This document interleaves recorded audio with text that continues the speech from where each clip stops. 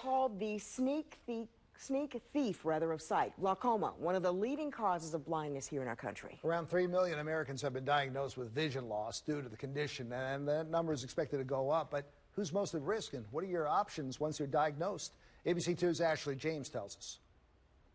At 73 years old, Frances Miller has seen a lot, and being able to see for years to come is a top priority. I guess it was 2003 that I began to realize from field tests in the ophthalmologist's office that there was shading in the field test which indicated a loss of vision. Frances was blaming it on her macular degeneration. My eyes didn't hurt, I didn't have blurriness. But it wasn't her macular degeneration. Frances was diagnosed with glaucoma, pressure in the eye that leads to irreversible peripheral vision. Glaucoma reduces your vision from the out in.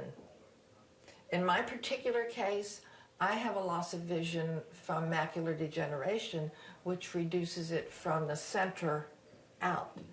So I'm kind of double whammy. So glaucoma doesn't have any signs and symptoms until it's very advanced. Dr. Tom Shaw, an ophthalmologist with GBMC, says glaucoma is the second leading cause of blindness. So in terms of risk factors, it is more prevalent in African Americans than Hispanics and then Caucasians. As far as treatment goes, Dr. Shaw says it usually starts with eye drops and then goes from there. We get them on the eye drops, and if they're compliant, it's generally sufficient. It's compliance. That's the biggest concern here is, can you take your eye drops? Well, if you can't, that's where laser and surgery will be our next steps. Frances says her body didn't respond to eye drops, and because of that, she's had multiple surgeries. Frances tells me she's confident in her team of doctors, but she's still a little nervous for the future. Even though I've had the surgeries, there's once again no guarantee that my body is going to respond. So time is the only way to know that. Glaucoma tends to be more common in families. Dr. Shaw says if you have a first-degree relative, especially a sibling,